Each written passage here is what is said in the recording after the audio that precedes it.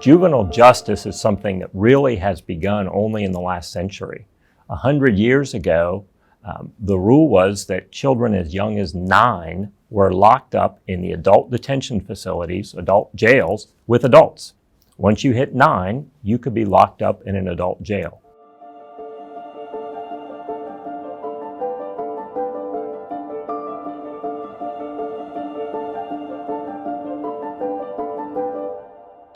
Juvenile justice began reforming at the beginning of the last century.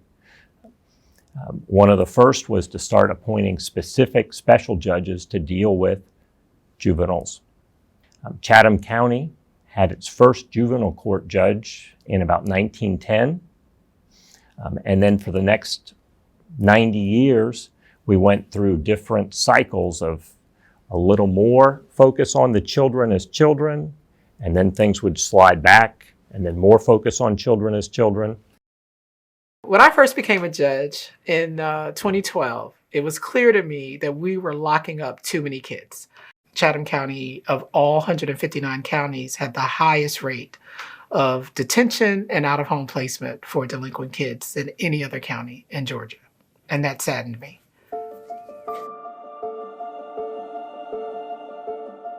In Chatham County, not unlike the rest of Georgia, we were committing juveniles to a system. And the juveniles really, in my mind, should not and never have been committed. They were being committed for behavior that would not be a crime for an adult. And the juveniles were actually at a rate in Chatham that much higher than Georgia.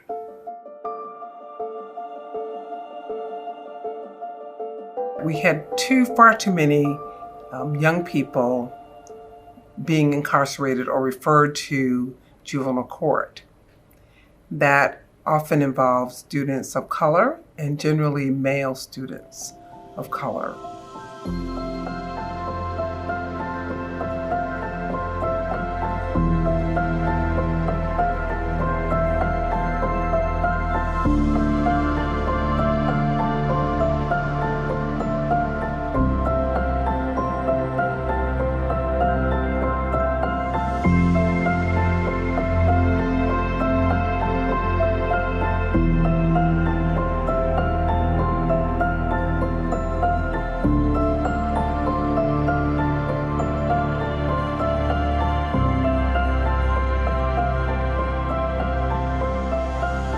We as a society have not understood that children are children and that they should not be treated as adults when they do things that are delinquent acts.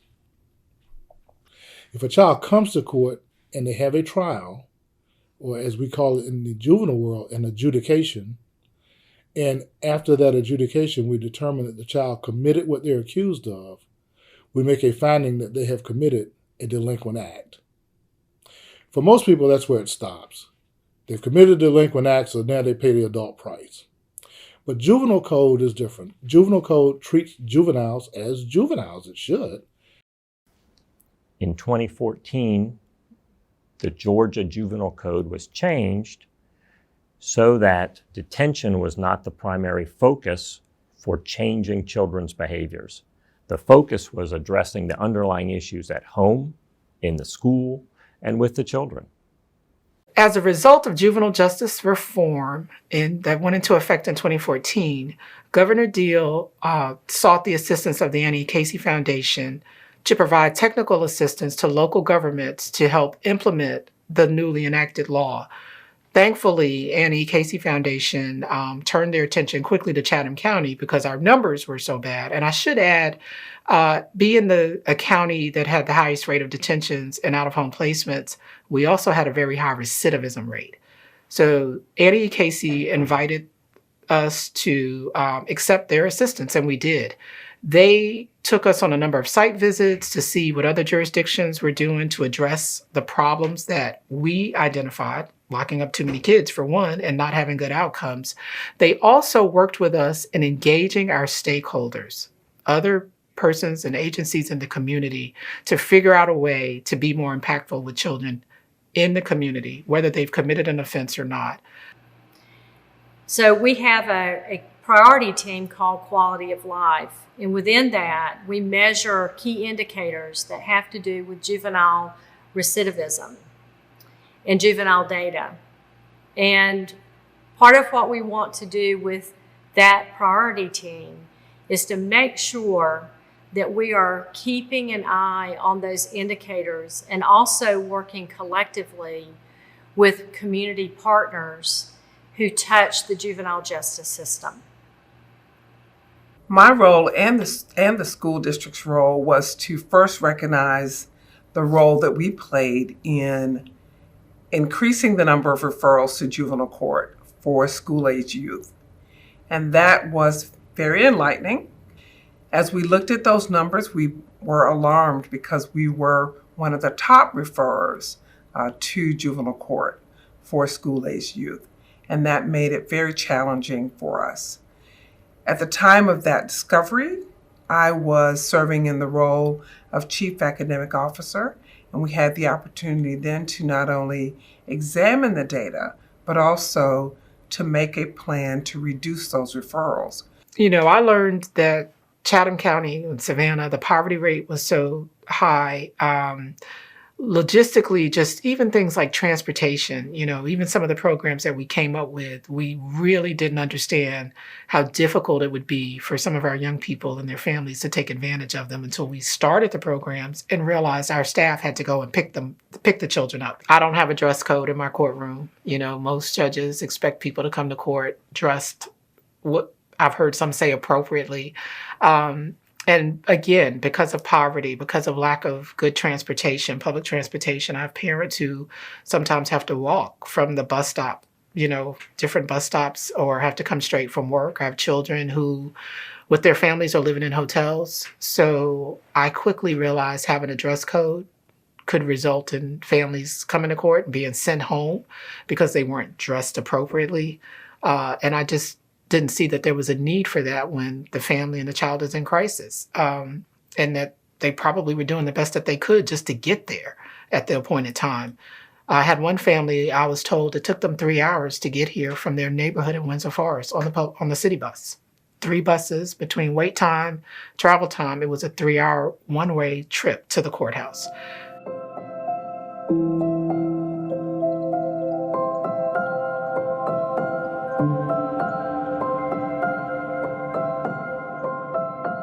Chatham County was leading the state with the number of commitments and children being incarcerated.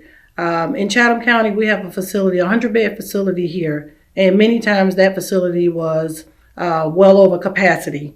So as a result, we would have to transfer those kids out to other facilities throughout the state of Georgia. So it was a hardship for families to be able to visit with their kids in facilities that were in the Atlanta area or even further, because we had facilities all the way up in the mountain areas in Dalton, Georgia. So imagine a family from Chatham County with a child in a facility that was in Dalton, Georgia. They can always talk over the phone, but being able to see your child and your child seeing you was more effective in terms of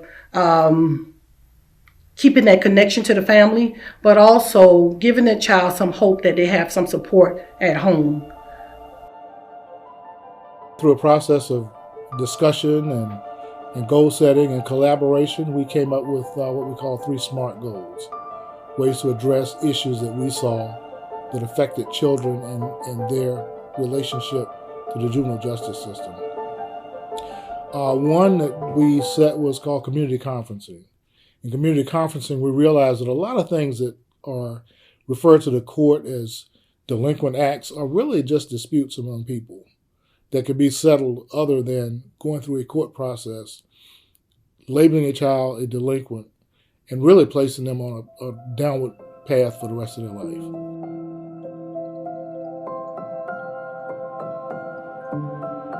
The probation officers at juvenile court have a way to divert that youth. And so they can divert the youth to our program that's called community conferencing.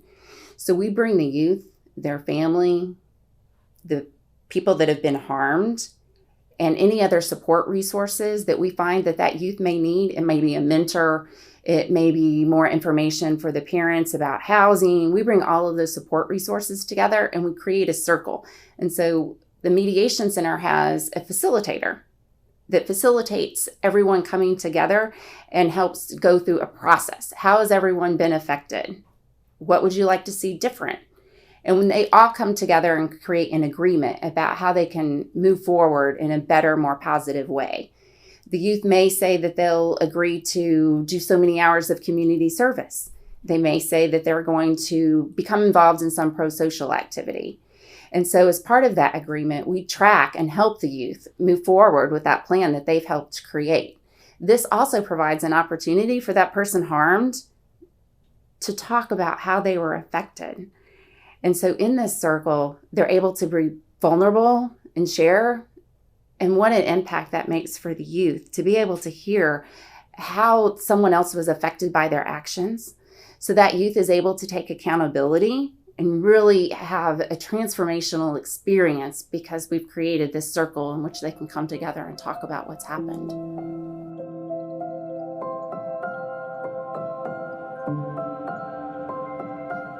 I recall one child in particular that we put in a summer work program. The child wouldn't look at you in the eye. The child wouldn't talk to his parents. Sitting in my courtroom, the child was sitting leaning one way and his parent was sitting beside him leaning as far away as possible from him. This child got a job in the summer through one of our programs. Within a few weeks, he was dressing differently. Within a month, they gave him a raise. At the end of the summer, they offered him continuing employment. He came back to court. He had a completely different affect. He was bright, smiling, and the mom and the son were sitting next to each other, actually holding hands.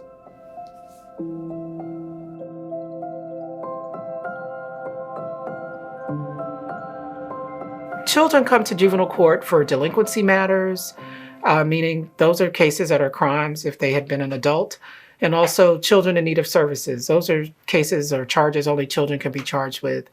And ungovernable, not listening to their parent, not going to school, run away. Those children are being locked up as well. And they really don't pose any risk to society. They're more of a risk to themselves. And they needed help, but they were being incarcerated. I likened it to taking a person who's a little bit sick and taking them to the hospital, and they get sicker because they're around sicker people and getting a level of attention that they don't need from people who are also around sicker people. So we really worked hard to figure out a way to help those young people get what they need and quickly get them away from the court. That is why we started the Front Porch. The Front Porch's role was to bring those kids and families, be a resource to kids and families in this community for kids that are not involved in the court system. And the whole purpose was to keep them out of the court system. The juvenile code allows for the juvenile court to divert cases. And when I say divert cases, those are cases where law enforcement have actually filed complaints and they come out to the juvenile court. So we have a diversion team that look at those cases and determine if they're appropriate for the Front Porch. And that's to keep the kids from entering into the system. Those kids currently do not have a juvenile court record. And the whole purpose is so that we don't widen the net in bringing kids into the system. One area that we focused on in Chatham County is diversion of low-risk youth away from juvenile court, in particular to the Front Porch. Approximately 40% of the children that come to juvenile court have mental health diagnoses. 70% of them are not being treated. We take walk-ins. Families can just call us and say they're having issues or problems with their kids, and we take them. But also law enforcement officers. There are a lot of municipalities around Chatham County. I think there's 8, I believe. But they also come into contact with families in the community that they develop relationship with, and families who reach out to them when they're on their beat in their neighborhoods who are looking for some help for their children. So we receive those referrals. What we do is we call those families in and we schedule assessments on them. We use the pediatric symptoms checklist and the CRAFT questionnaire when we're meeting with those families and those children. And based off those assessments and the information we received in those meetings, then we make appropriate referrals in their community based on the information we receive from the families.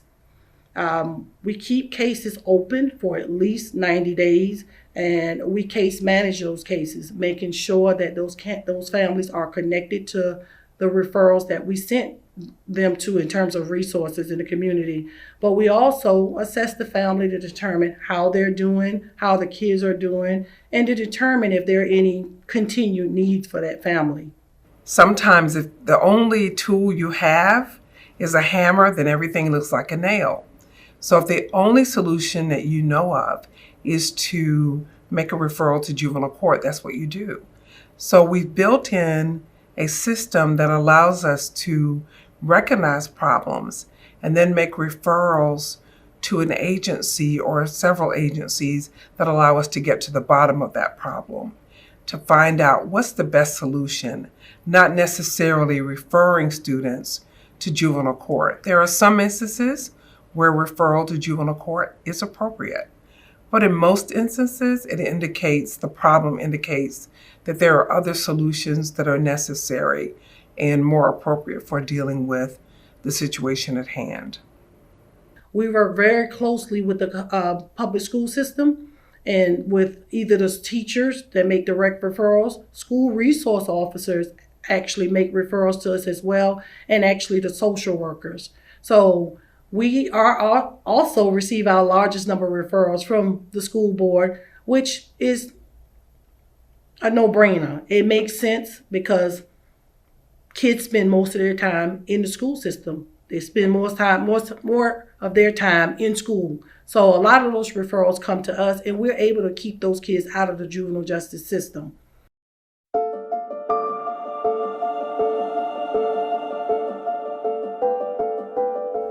Looking forward in the next 10 years, what I would like to see is the data supporting that the projects and the programs we're using are effective, that they are changing the outcomes for children and families, and that we're addressing what really is an intergenerational problem, and we're breaking that cycle. And 10 years from now, I honestly wish there would be no need for a juvenile court. I know that seems odd, but I really do. There was a time where there was no juvenile court. And young people, the village showed up and they got what they needed, or if they did act out, the village just showed up and wrapped around them and helped them get back on track. It would truly warm my heart if we did not have a need for juvenile court. In a decade, the Mediation Center would love to see the youth that we're currently providing conferences for. We would love to see those youth actually be the facilitators for the youth of tomorrow. In a decade, what we'd like to see is a number of agencies in place that can offer immediate assistance and appropriate assistance to students and families who may be in distress. I want the future for children in Chatham County to be hopeful. I want a place where all children can thrive in the community. And I want an even playing field for children in the community. I want to see one day where families will have a better grip on their children, will be resourceful in navigating the system and knowing where to go to help their children. That's what I will define as success, as we empower parents to take back over their children without other people having to tell them what to do. I envision a brighter future for youth in Chatham County, thereby having a brighter, less criminal future for the citizens of Chatham County. The youth are our adults of tomorrow.